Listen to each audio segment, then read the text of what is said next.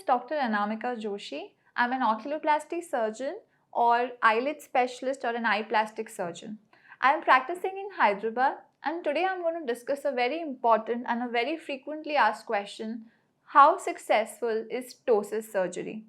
If you are planning PTOSIS surgery for yourself, this video is very important for you to understand what you will expect out of your surgery. So let's start. So now PTOSIS, that means droopy eyelid, can be since birth or it can happen later in life.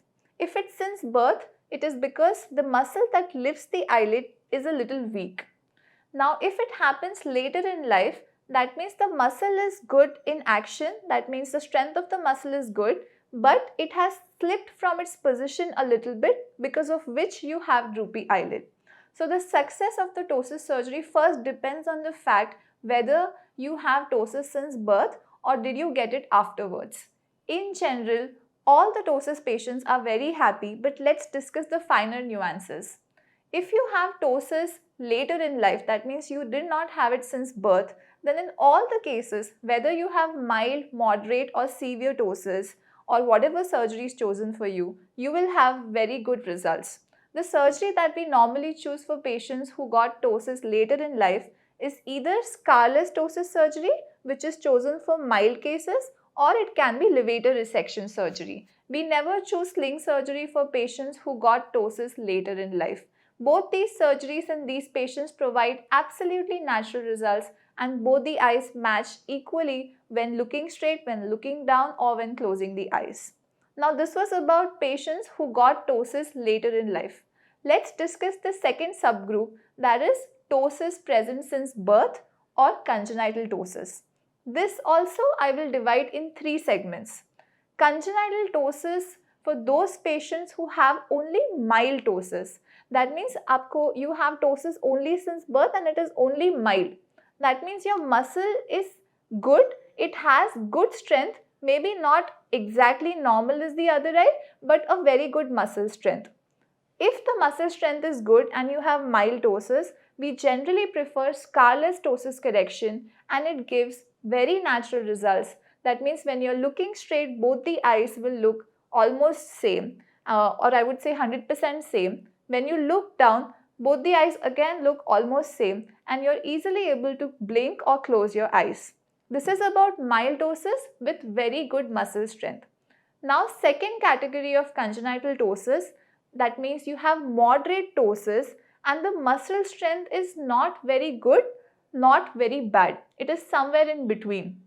So if the muscle strength is somewhere in between, the surgery of choice is levator resection surgery, in which we put a small cut here and we tighten the muscle to increase its strength. In this type of surgery, when you look straight, both the eyes look almost similar. That means they look very natural and very symmetrical. When you look down, the eye which has been operated for PTOSIS looks slightly bigger. So when you look like this or when you look down, you can see slight asymmetry. When you close your eyes, you're easily able to close your eyes and blinking is also normal. So there is only slight asymmetry in down gaze in this subset of patients. Now coming to the third subset, that means patients who have severe congenital PTOSIS, more than 4 mm of droop, and their muscle strength is very, very weak. The muscle is so weak that the lid lifts only a little bit and the eyelid is not getting lifted at all. This is something that only a doctor in their OPD can test, like how much is the muscle strength. So if you have very severe PTOSIS with very poor muscle strength, then the surgery that is normally chosen is a sling surgery or maximum levator resection surgery. So in this surgery, when you look straight, both the eyes will look similar, not 100% same, but they look pretty similar. When you look down, the eye which underwent PTOSIS surgery will look slightly bigger, more bigger than the moderate PTOSIS. And when you close your eyes, there will be just 1 mm gap, and that will not be so significant, but there will be 1 mm gap.